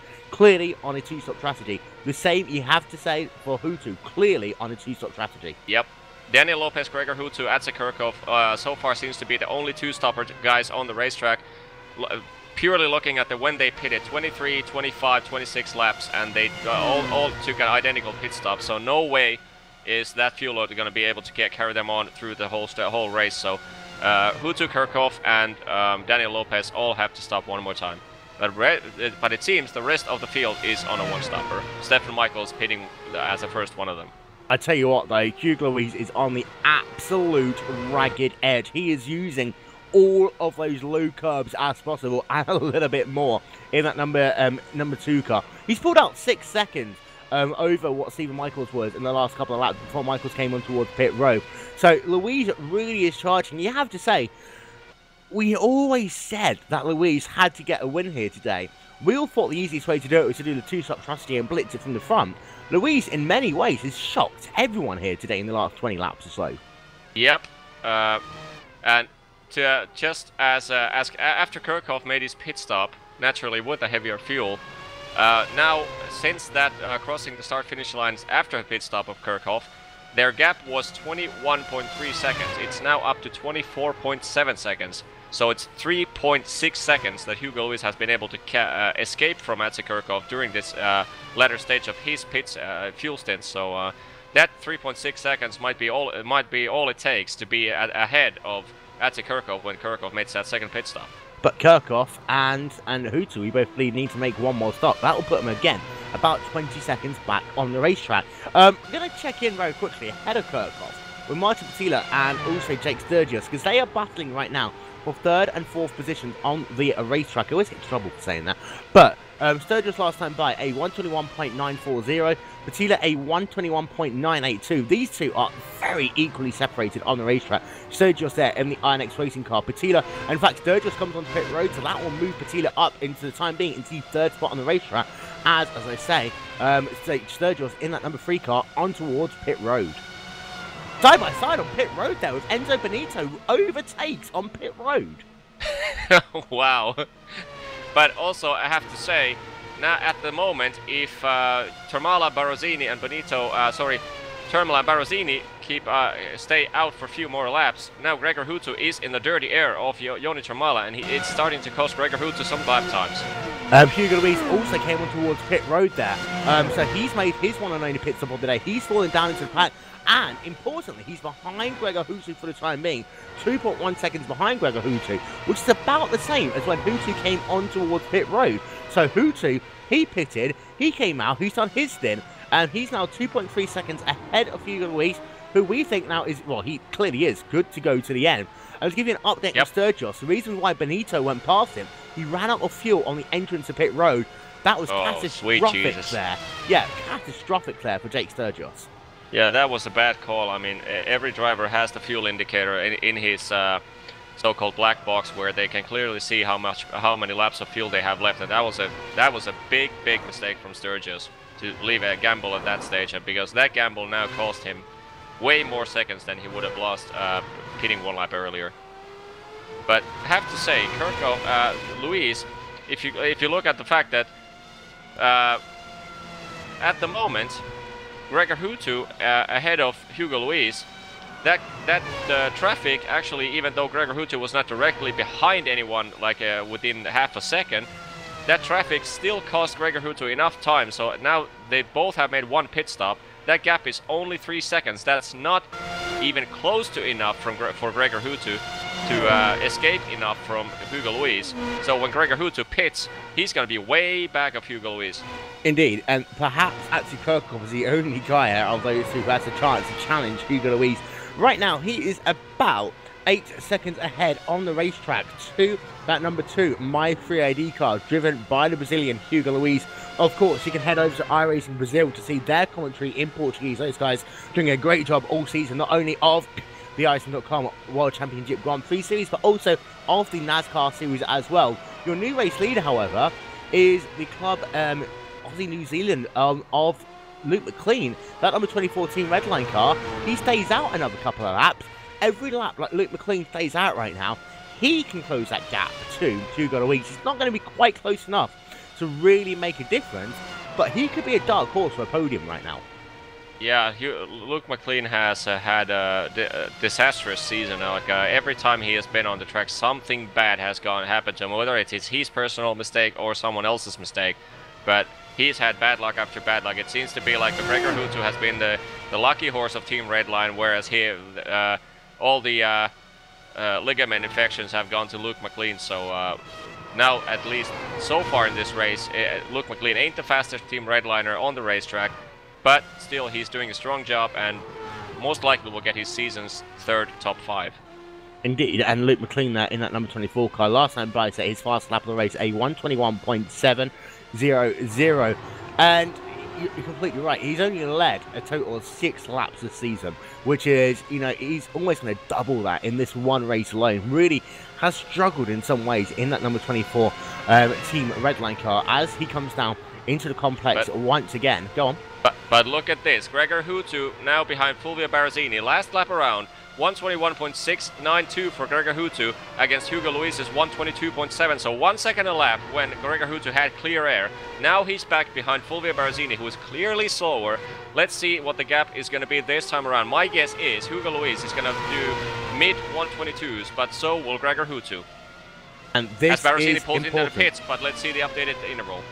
Yeah, and that was important there for Hutu, the fact that Barozzini came on towards pit road last time by a 122.013 there for Gregor Hutu, a full second slower than his fast lap of the race. Hugo Luis last time did a 122.531, so only half a second was taken out there from that gap between those two drivers, which right now stands about 4.5 seconds on the racetrack. Bootloop also onto pit road in that radical car, making his one and only pit stop of the day. And followed by Barzini. Yeah, Barzini, he's made his pit stop. He's back out onto the racetrack. Barzini, he comes out behind Yuhu Abe there. So he comes out in the 10th position on the racetrack. Every lap that this carries on with Abe, he's continuing to impress them. He started this race in 9th. He's running in 9th. Some guys on a 2-stop strategy. He's knocking on the door, potentially stealing a top 5 away here. Yep, and looking at Yuho Abe and Luke McLean. Luke McLean is still the only driver, believe it or not, only driver of the whole field having not made his pit stop. Gonna have to expect that he will be. This time around, he's pulling in the pit. So Luke McLean had the heaviest fuel of the whole race, so his pit stop will surely be near 8 seconds or below 8 seconds. So I'm not sure actually how far back he's gonna drop. 120, let's say. I would say P7, P6 would be a good place to come out of the track for Luke, but out on the track. But not a bad run from the Team Redline driver. I mean, like I said, he's had a bad season, but heavy car, and he just kept it under control. 6.7 second pit stop, so that was basically a 2-stopper pit stop right there. Oh, and he almost gets loose there on the exit almost pit loses road. it. And this is the thing as well. Team Redline, what they've done. Luke McLean goes longer than anyone else on the fuel. They also go shorter than anyone else on the fuel, and they have someone in the middle as well. They really have split their strategy here today as Team Redline. McLean, he comes back out onto the racetrack in essentially the 5th position. He is 14 seconds behind Daniel Lopez for the time being. Lopez right now involved in a bit of a battle actually with Hugo Luis. We'll turn our attention over to that because of course Lopez is one of those 2-stop strategy drivers, and he now is behind the red line coach for the 2nd time in this race. Of course, the 1st time, he dove on towards pit road. This time, it'll be interesting to see if that Ferrari Azura racing car can actually get past the My 3ID machine. My guesses would be yes, because he's on a 2-stopper. He has to get past Hugo Luis with a fast pace, but Hugo Luis is not going to block Daniel Lopez because he knows how much faster Lopez's car is. And this is the critical part of the race. I mean, Hugo Luis has to keep pushing clean laps. And because at the moment, Gregor Hutto and Atsi Kirkov both are pounding 121 lows, whereas Hugo Luis is doing low 122, so 1 second a lap faster, slower than the 2 Team Redline cars in front of him. However, 5.9 seconds to Gregor Hutto, 12.5 seconds to Atsi Kirkov. That's not enough for the Team Redliners to keep ahead, because they have to pit within 10 laps, and that's not enough to pull the gap, as Daniel Lopez makes a run on Hugo Luis. And yes, like you said, Hugo Luis is not going to stop that.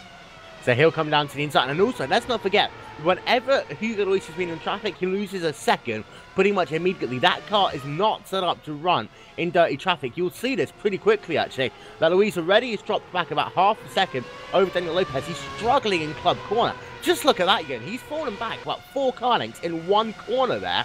That car does not work in dirty air at all. And this is giving Kirkhoff and Hutto another 3 seconds. Yeah, but still, I would say that's not enough, because the driving through pit road in here takes about 24 seconds.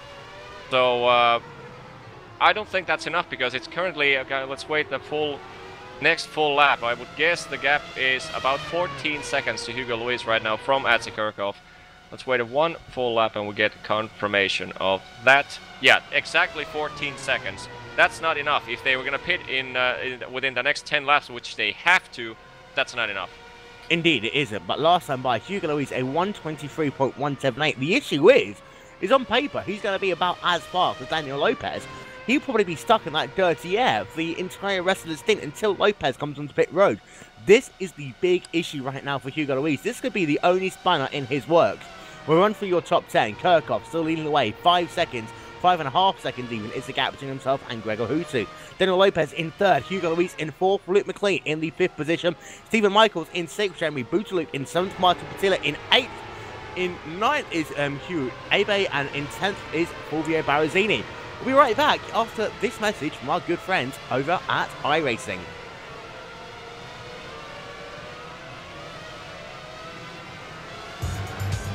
Simulated racing can be awesome, but it can also be kind of a free-for-all. Interestingly, auto racing faced the same problem in its earlier days.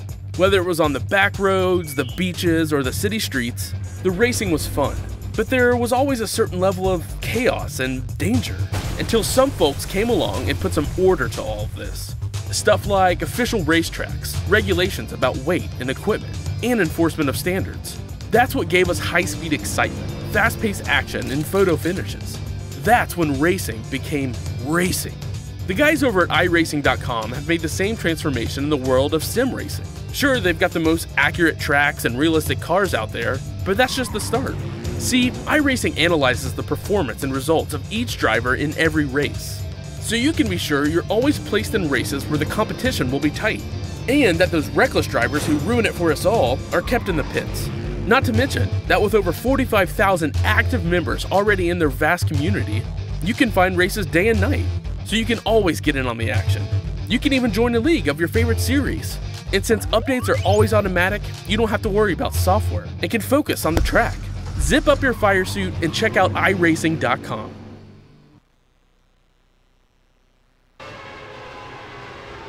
Looking high above Silverstone circuit here in the heartland of Northamptonshire as we're into the third now of the World Championship Series race here from Great Britain.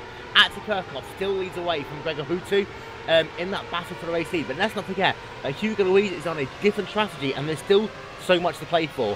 For more information about the World Championship Series on iRacing, head over to wcs.iracing.com and head over to iracing.com if you'd like to get yourself a half-price membership for your first 3 months to test out the world's most realistic simulator. Will Vincent alongside Yoni Backman will also like to give a very quick shout out to our friends over at Team Redline for World Championship tipping, and also to our friends over at ETV Live as well. That gap going now up to 16.1 seconds on the racetrack. Louise, as soon as he came back about 2 seconds behind Lopez, he was able to get back into that 122 phase. He struggled for 2 laps. That gave him probably an extra 2 seconds, 3 there for Lopez, for Hutu and Kirchhoff, as Paul Lubring is struggling so much, 2 laps down now in that Radical Steel Series car. His wing is all bent up on the rear.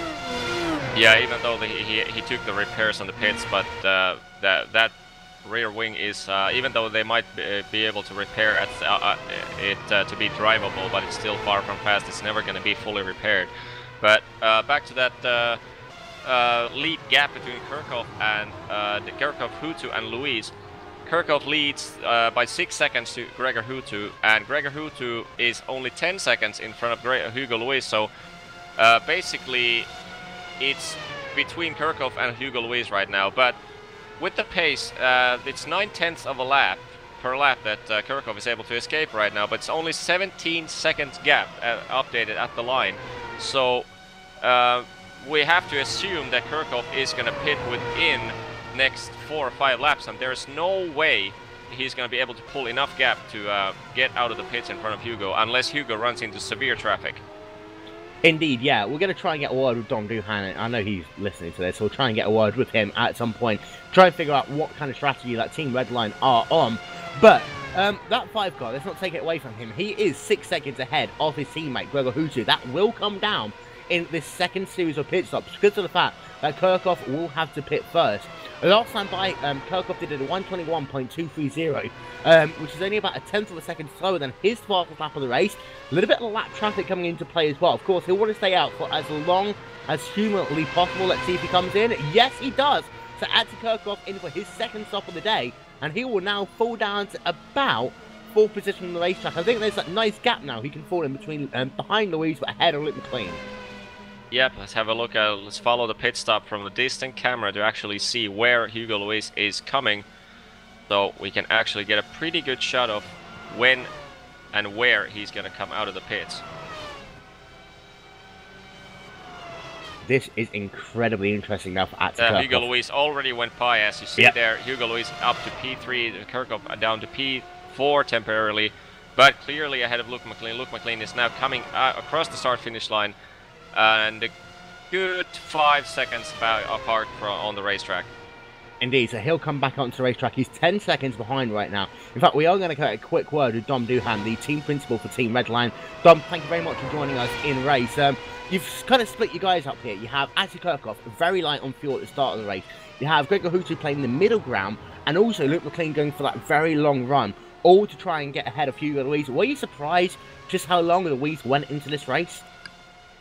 Well, yeah, I think everyone was surprised that Hugo's gone for a one-stopper, and I certainly think that Atsi had to make that bold move and overtake. I think Gregor getting stuck behind Hugo for so long has basically kind of stopped him taking the win. But and I think Luke's done something straight out of Max D's book and done the mega long first stint. So we'll see how it plays out. We're into that second series of pit stops right now. Do you think that Kirchhoff can try and close that gap to Louise in this last portion of the race? Will it be a run to the flag on fresher tyres, essentially? And what's the expectations now for both Atsi and Hutu? Well, I do think Atsi's probably in the best position because he managed to overtake Hugo earlier. I think Atsi will be able to lay down some really fast times on low fuel. And, you know, on the lowest fuel, he should have fresher tyres as well. So he should still be able to catch up Hugo a bit. But I imagine Hugo will win this by, I don't know, 5-10 seconds or so, but he's in good shape. Thank you very much for talking to us, Dom. We'll talk to you a little bit later on after this race. Dom Duhan, the team principal there for Team Redline. And that's an interesting point to note there, Yoni. We said it a little bit earlier on in the broadcast. I don't think anyone thought that Louise was really going to go that long into the race, leading it from the front. They didn't? I was. Well, you know, you're special. Yeah, I said it from the beginning that it most likely is going to be in a one-stopper based on the pace, but yeah, the thing that I was surprised of was the fact that Gregor Hutu was on a two-stopper, yet he was struggling so much behind Hugo Louise compared to like Atsi Kirchhoff. But it naturally had several laps more fuel, but still, he was lighter than Louise, but was struggling to get by him. That's the I think the major surprise for me personally in this race. But yeah, after it became evident that Kirchhoff and Hutu were both on a two-stopper, this race was pretty much called for as soon as Louise made that late pit stop to guarantee his one-stopper strategy. So, but I have to say, even though it's like not that entertaining to watch for a lot of the people in the last third of the race.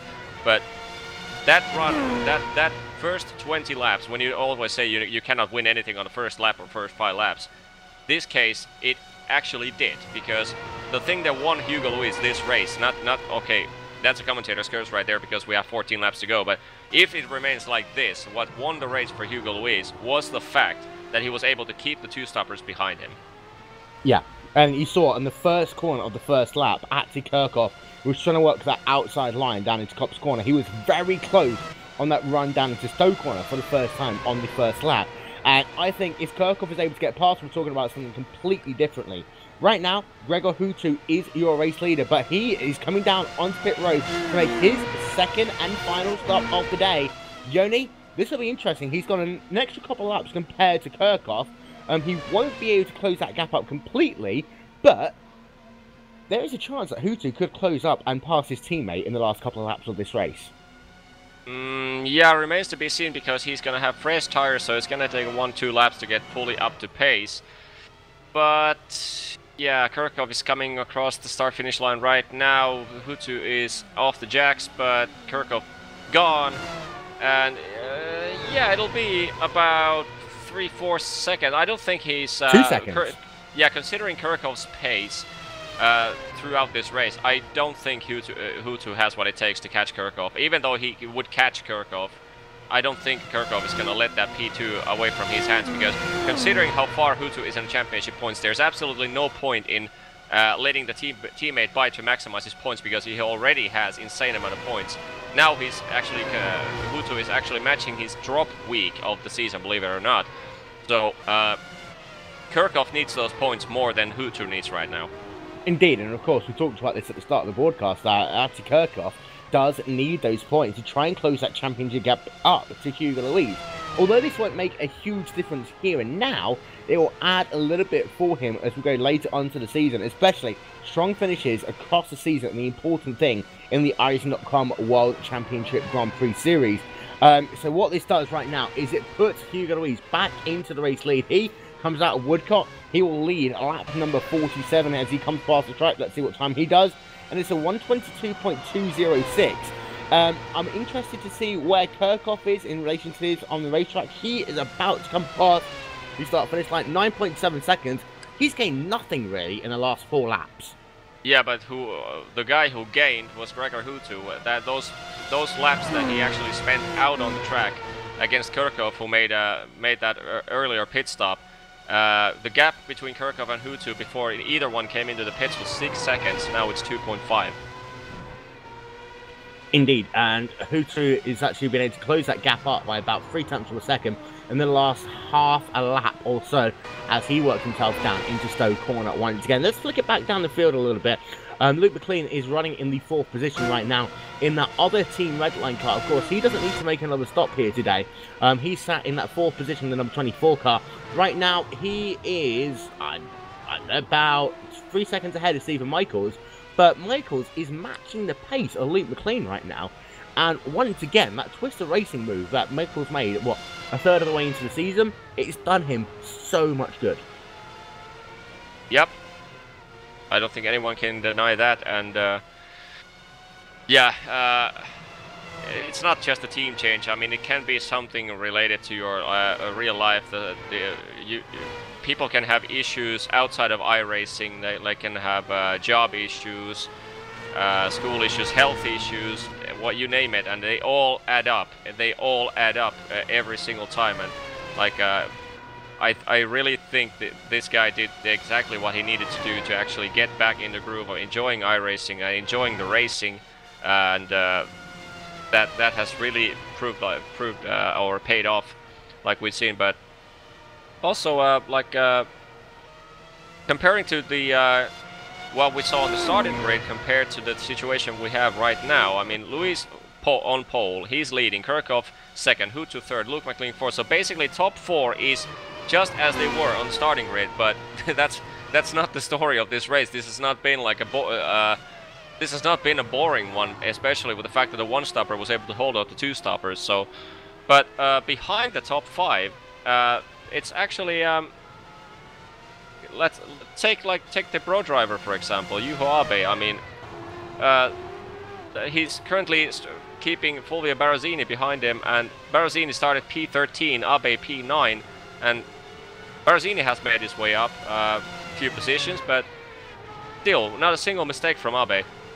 Yeah, no mistakes by him at all there. Of course, the other pro driver in this race was out very early on. That was Antoine Hegelin in the number 69 car.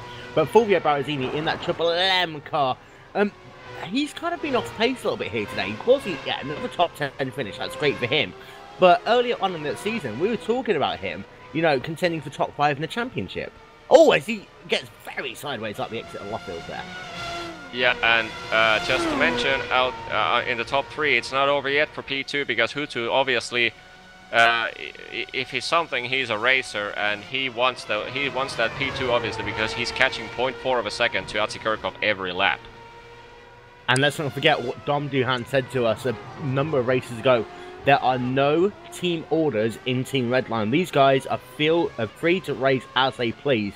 So no multi 21 or well, multi 51 it would be actually in this case. But Hutu, you're right. He's a racer.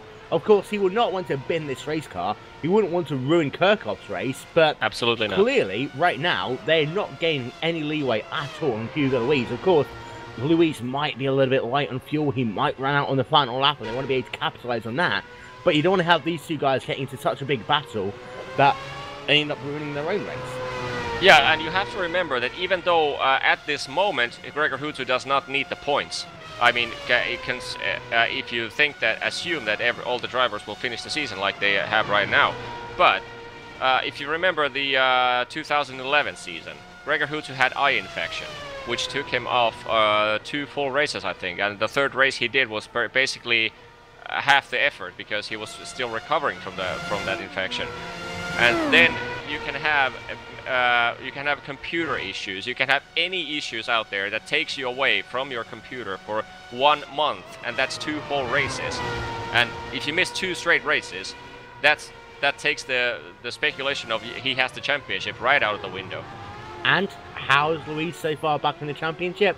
Not all of it was that incident that happened at Sebring or Watkins Glen. You had that issue as well at Phillip Island, Yoni, where no fault of his own at all, relegated to the rear of the field due to a computer issue. Yep. And also, considering Gregor Hutu against Hugo Luis right now, if they come across the start-finish line like this is 15 points for Hugo Luis. Now, that's not much if you consider it's a 100-point gap, but multiply that by 6 out of 8 remaining races, and wow, these guys would be identical in points after 6 races.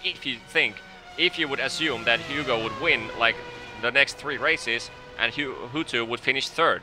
So in that sense, that P3 is not comfortable for Gregor Hutu. So he, of course, it's always like he has this. All he has to do is finish the race. But that's not exactly the case if Hugo Luis finds the speed of the remaining half of the season. And let's not forget as well, for Luis, he needs to win these races, and he doesn't have that rear gunner. Martin Kroenke, for example, if that setup was working so well for Luis, Kroenke would likely be in the 2nd position, Kirchhoff would have been 3rd, and Hutu would have been 4th. And that really would have meant that Hutu would want to get past Kirchhoff as quickly as possible. But that's the whole thing there. Luis still doesn't have his backup. I say this in the nicest way possible to Martin Kroenke, because he's not a backup driver.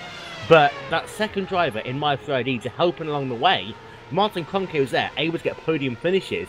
Right now, he's not really got that person to do it. The closest My 3ID driver that we have, really, is Andre Borgia, who scored in the 11th position right now. Yeah, but look at this. Gregor Hutu, last lap, 21.29 against Kirchhoff, 121.74. Half a second faster per lap. But now, when he catches the dirty air, now it'll get interesting. Will Kirchhoff do favors for Hutu? Will Hutu do favors for Kirchhoff? Will anyone do any favors for anyone? Will they actually start racing for the P2 and crash out of the race? So, I very much doubt that last option, but to be valid. But anything can happen. But I mean, Kirchhoff can make a mistake if Gregor goes too close. Kirchhoff makes a mistake out of the curb. He can fly right into Hutu's car, which we saw from the Team Redline, unfortunately, at Okayama race, I think it was, where Team Redliner actually accidentally came out of the last corner, touched the exit curb just slightly, and speared right into the car of Gregor Hutu. So anything can happen. But will these guys actually start fighting, or will they just coast? Will Gregor Hutu allow Kirchhoff to get the P2?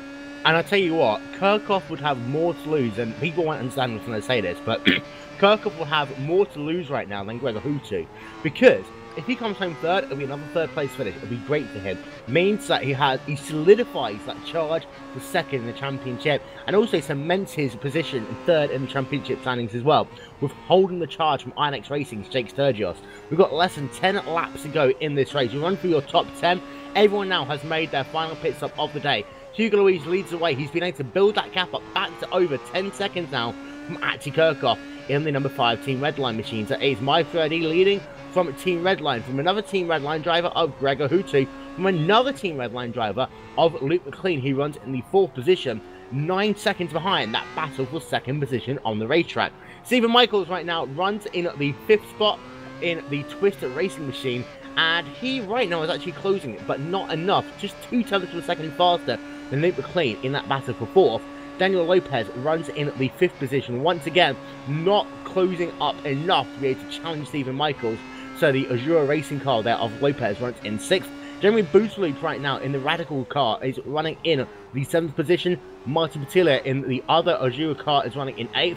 Yu Abe is running in the 9th position, and Fulvio Berrezzini in the Triple M car rounds out your top 10. Still focusing on P2 battle here. It looks like Gregor Hutu is so much faster coming out of every slow corner on the track, but still he's not able to get close enough to actually make a proper run on Kirchhoff. If he would, I don't think Kirchhoff would actually fight it off, but it just looks to me like Kirchhoff is just maximizing his lap times and looks like, okay, fine, if you're that much faster, make a move, I'll let you go. Before that, no. And don't forget as well that Gregor Hutu and Axel Kirchhoff run different gear sets as well. Gregor Hutu's car is designed to run in clean air to maximise the straight line speed when he's running by himself. We call it hot lapping. Atsi Kirchhoff, in the meanwhile, he normally knows he has to, you know, kind of work himself through traffic. Therefore, he will be running a longer 7th gear than that of Gregor Hutu. Hutu, in fact, we'll have a look, because we're going forward down the hanging straightaway. I've got a feeling that Hutu is actually running out of gear here as they work themselves past the lap car, and he's at 187 miles an hour. He cannot go any faster than that at all. You compare that to Atsi Kirchhoff, for example, and Atsi Kirchhoff is able to do about the same speed there. He had that lap of traffic to move out the way for there, but Kirchhoff, I believe, is actually a little bit faster in a straight line than Gregor Hutu. Well, it could very well be, and that's not the first time we've seen people running out of gears because they build the car relying on the fact that they have a clean air, and when they don't, that spoils their race. But it's choice of if you set up the gear to be like a drafting 7th gear, there's always a gamble of then when it's too long and you're not having someone to draft from, then you're too slow on the straight and you're losing more time. However, there has been quite a variety. I think was it Jesse Nieminen who actually no, it was Klaus Kivekas actually who demonstrated the 6th, who was one of the first to use a so-called 6-gear gearbox, where he actually did the gearing so that he had the first 6 gears to use when he's alone on the track. So basically he did his normal lap times with the first 6th gear, and when he had someone to draft from, then he launched the 7th gear, which was there just to give him that extra few miles an hour on at the end of the straights. And that actually on some tracks it's very, very useful. Indeed, and that's kind of something that's taken away from like things like IndyCar racing, for example, when they do exactly the same thing. Jason Lovatt in the INX racing car famously uses that magical Lovatt 7th gear along the very similar principles that will have 6 gears for his race, who run 7th specifically for the draft. We're going to turn our attention very quickly to this battle for 8th and 9th position on the racetrack, and this is Martin Patila in the number 12 machine, who right now is under a lot of pressure from Hugh Abe there in the number 61 car, and the Forza car is not out of the woods yet because Abe really wants to make a name for himself in this race here.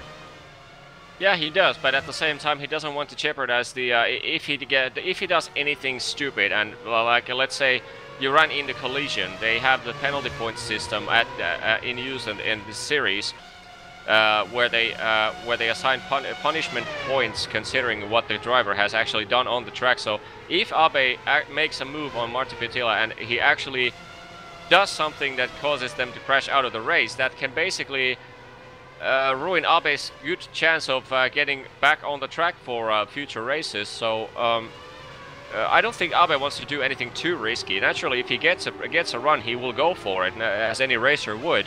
But I don't think he was going to do anything too anxious, especially the fact that he's a pro driver, so he's a visitor, so-called, in this series. And 2 Japanese drivers in the World Championship Series for the first time, and Abe running in the 9th position. The other driver is Yudan Narumi. He's having a difficult day today in that number 14 car. He is running in the 14th position right now. Of course, the 2 are teammates, and they'll be doing everything they can to try and improve their own speed over the course of the rest of the season. Expect to see a lot more of that 61 car of Hugh Abe, not only in the World Championship Series next year, but, dare I say it, perhaps also in the Ultimate.com Pro Series of road racing in the autumn. Hugo Luis, we'll turn our attention to him. He's going to complete lap number 57, 3 laps to go for him as he comes past the start-finish line. And for Hugo Luis, it really has been that faultless race he needed. Yep, flawless run from start to finish. No, it looked bad for a few laps when it was obvious that redline cars were faster, but yeah, as soon as it became evident from the lap times that he's clearly on a different strategy, I can't give him enough respect for that first 10-15 laps holding Gregor Hutu and Atsi Kirchhoff behind, and that's what it took to actually win this race for him. It was not well, not to mention the fact that he had a heavier car, which means that at the end of the long stint, his tires were not that up to par compared to the lower amount of fuel cars. But he still nailed fast lap times after fast lap times when Hutu and Kirchhoff actually struggled in traffic. So flawless race, nothing else you can say. I'm actually having a look at the previous laps there of Gregor Hutu when he was running in clean air earlier on in this race, and actually it's kind of been interesting because he's only about a mile an hour faster than Atsi Kirchhoff in a straight line. I'm having a look to see how fast he is in a straight line by himself. He's a mile an hour slower than Atsi Kirchhoff, so he makes up all his speed, as you were saying earlier, Yoni. in the corners. He's so much faster actually through the centre of the corner than actually Kirchhoff is. He's just not as good as being, of course, he can't onto the power quickly because otherwise he'll run through with his teammate. But Hutu, with 2 laps left to go in this race, it looks as though he's going to settle for that 3rd position. Yeah, it strongly looks like it, but let's just wait for 1.5 more laps, and we'll be a lot wiser. Meanwhile, looking at, I think Timo Ivan and Ilkka Hapala would actually appreciate this being a Polar GT race at the moment, because the next heat they would start on a pole position and number 2, because they're battling quite a bit for position 19 on the racetrack. And so and Jason Lovett in front of him in P18, he's dropped back from P16 quite a bit. So yeah, Jake Sturgis and Isaac Price both got past Jason Lovett with ease, and yeah, Jason Lovett is by far the worst in lap times out of these 3. So they actually, Teemu Ivonen might actually make a late charge for Jason Lovett as we're getting ready for the last lap of the race. Last lap. Yeah, Hugo Luis is actually now working himself down into the complex once again through Bridge Corner. So he has just over a lap and a little bit to go. And having a look at Jason Lovett as well, he's sliding all over the place there in that number 47 machine. So struggling he is right now. Timo Ivonen is about half a second behind on the racetrack. And then, of course, behind him, behind Jason Lovett, you have Ilkka Hapala as well, not out of the picture just yet in the Orion racing car. And I'm just going to keep an eye out on them very quickly as, of course, Hugo Luis is on to the last lap of the race. But Ivonen isn't that good through Beckett right now. That will save Lovett just for the time being. Ilkka Hapala as well, and that dirty air wasn't able to do anything. Also, Isaac Price slowing down as well in the latter stages of this race. Interesting to see whether he's light on fuel there in that RNX racing car as he works himself through Club Corner. This is the corner actually that Lovett was struggling the most on. Through Club Corner itself is where he lost himself a lot of time the previous 2 laps. This time, a lot better for him, but we'll turn our attention back to Hugo Luis as he comes out of Club Corner for what will be the final time in this race. He works himself down towards the Abbey chicane for the final time. There's just one piece of lap traffic ahead of him on the racetrack. Behind, Ati Kirchhoff is still second on the racetrack. Gregor Husi's 3 tenths of a second back. Unless anything's going to happen in the last couple of corners, it looks as though Ati Kirchhoff will keep that 2nd position in this race. But Hugo Luis, meanwhile, will work himself down into Luffield for the final time. He had to win this race if he's going to have any chance of rebuilding his season. The second half of the season continues with Hugo Luis taking victory here at Silverstone. He's finally been able to get back to winner's circle, and Ati Kirchhoff able to get 2nd position in this race. Gregor Hutu has to settle for 3rd, and Hutu coming 3rd, and Luke McLean coming home in 4th position in this race. My 3D back to the top of the winners rostrum, Yoni, and Hugo, a flawless race by him. Yep, flawless race like we said, and well, that's a very strong team effort, I have to say, also for Team Redline. I mean, 2, 3, 4, 5, it's not that you can see that in every day, but like 4 cars finishing in top 5. In fact, I think that's the first in 2 years that we've seen one team filling well, no, actually three slots from the top 5. No, sorry, I misread the result sheets, but yeah. Still extremely strong performance from the Team Redline, but Hugo Luis did exactly what he needed to do. And to be fair, I have to be completely honest, this was the last scenario that I would have expected before the qualifyings. I would have never guessed that Hugo Luis was able to beat Gregor Hutu, Gregor Hutu being one of the top, one of the 2 drivers to ever win a WCS race in here with Jesse Nieminen. So that was the last scenario that I would have expected, not only to see Louis win, but dominate in such a fashion. Coming into this race, only 2 drivers had won a World Championship Series race, as Yoni just said, at Silverstone. Jesse Nieminen dominant every time he took to the racetrack, and also Gregor Hutu winning 2 races. This is the first time that Hugo Luis has even beaten Gregor Hutu on the racetrack at this circuit, and he comes to the top step of the podium here at Silverstone. Does it in pure fashion, beating Gregor Hutu by 8.8 seconds, beating Ati Kirchhoff by 8.3 seconds there. We'll run through the top 10 in a moment, but I'm going to have to ask you immediately, who is your driver of the day? Because in my eyes, there's about 3. Yeah, this is gonna be a tough one. I would so much want to say Luis because of the fact that he was able to beat all the odds, but I have to go for Yuho Abe. Not a wheel wrong, P9, started P9 in qualifying as a pro driver, visitor to the series, P9 in qualifying, P9 on race, not a single mistake, one-stop strategy. Flawless run from a pro driver. I'm going to second you on that. As I say, for me, it was always between Luis, Luke McLean, and Yuho Abe. I'll give you my explanations for all of them. Luis, a flawless race by him. He was on heavier fuel. He was able to keep Ati Kirchhoff behind him for the first part of the race. And also, he kept Gregor Huttu behind for so long as well, which really meant that Huttu had no chance of winning this race. So, on that hand, a little bit has to go to Hugo Luis.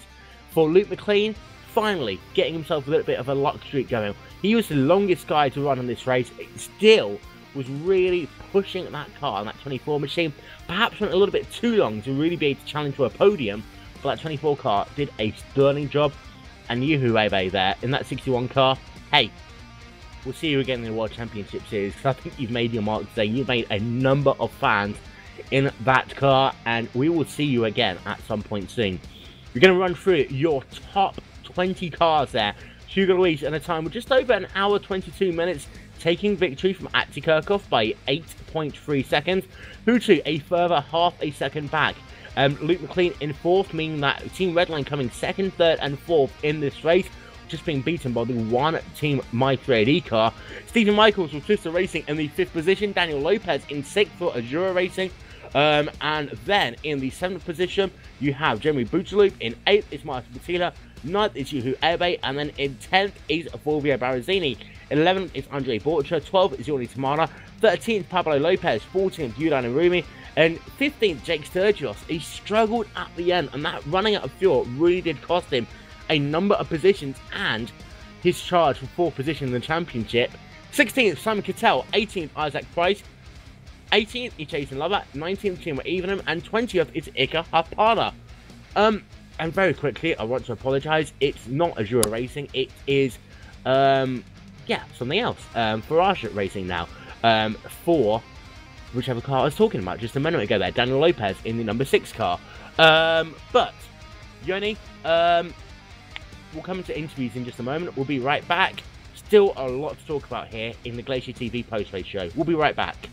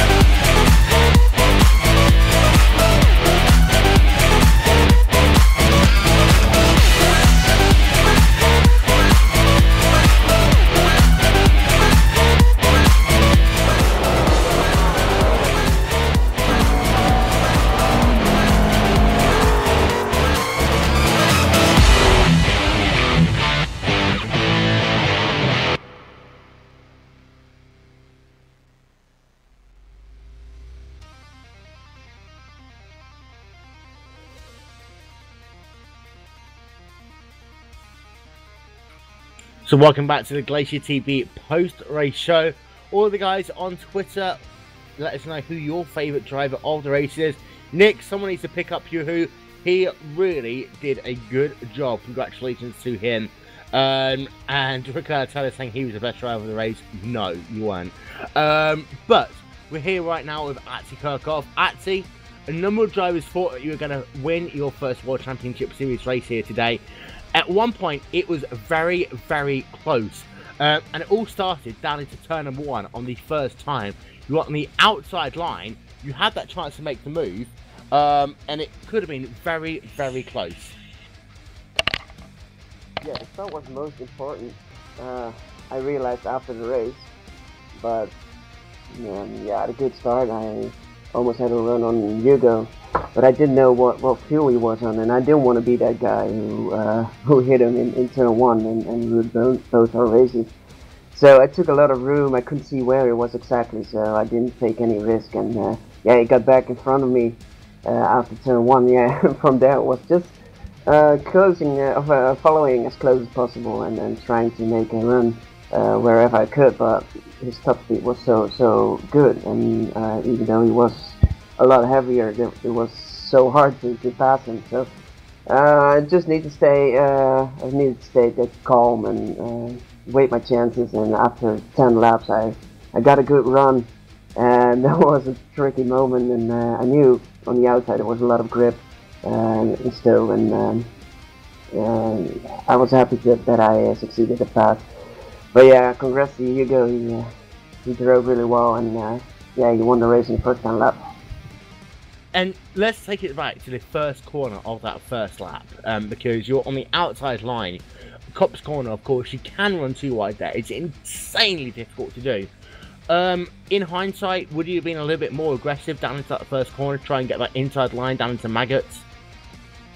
Well, those people who are aggressive are mostly the people who crash in turn one, which is exactly what we don't want as a team. We want to be consistent. We want to show some professionalism, and I think that's more important than taking all the risk and trying to pass Hugo in turn one when I wasn't even sure if he was on 1 or 2 stops.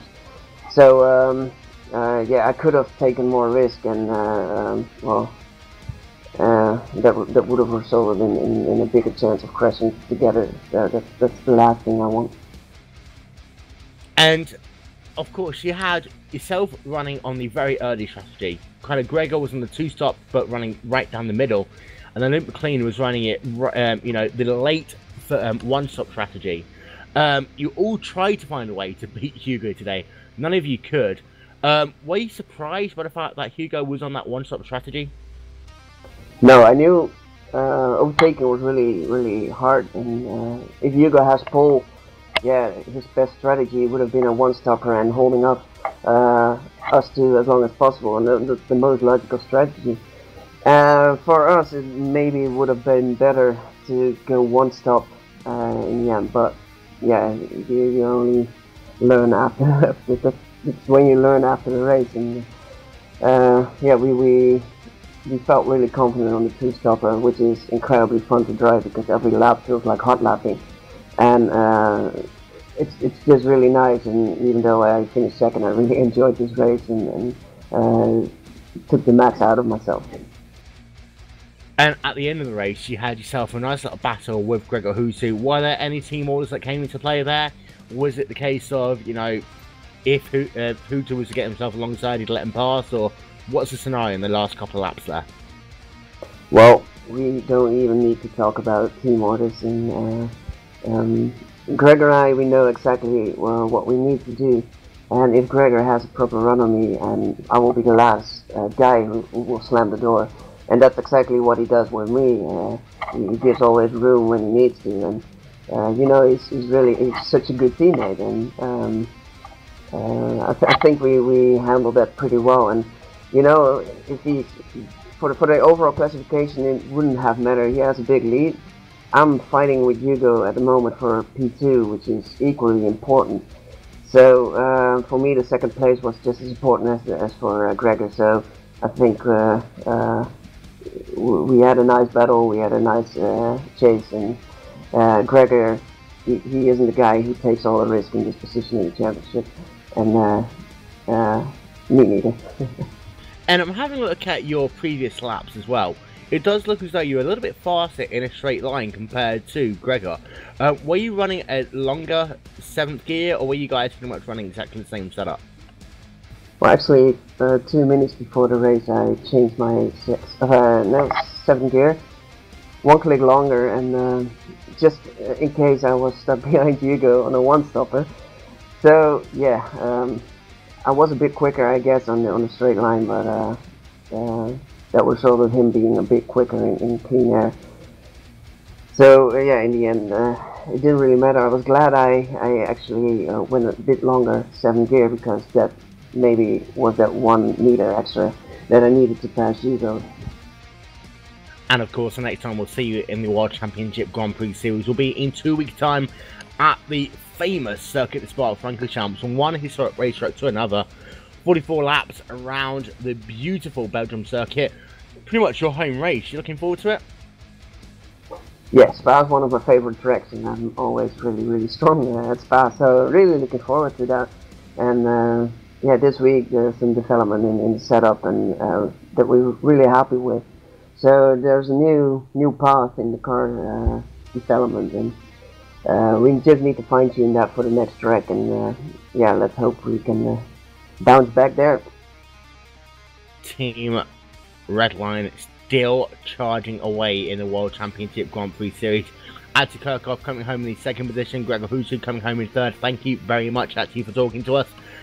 We'd like to welcome in, however, the guy who's finally back at the top step of the podium, Hugo Luis in the number 2 Team My 3ID machine. And Hugo, what a satisfying victory. Yeah, thanks, Will.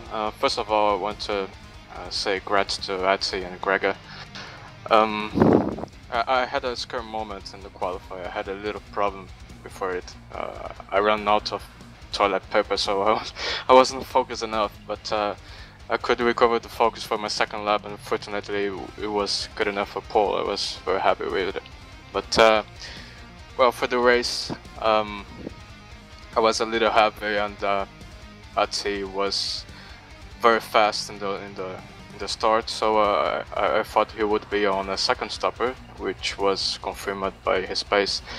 But I thought it's something like Watkins Glen would repeat again, because he had a better start, and I was heavy in the inside, but fortunately we both made it very smooth, and it was very clean in the end. I think the strategy was working quite well for my side. I tried to help them as much I could, because that would be good for the strategy, and it worked out. I don't have much to say, and I'm in a rush, sorry for that, but I would like to say thanks for Racing Brazil and the team at 3ID for the support, and especially to my girlfriend for giving me emotional support of some problems I had, and the team again for their excellent work on the setup.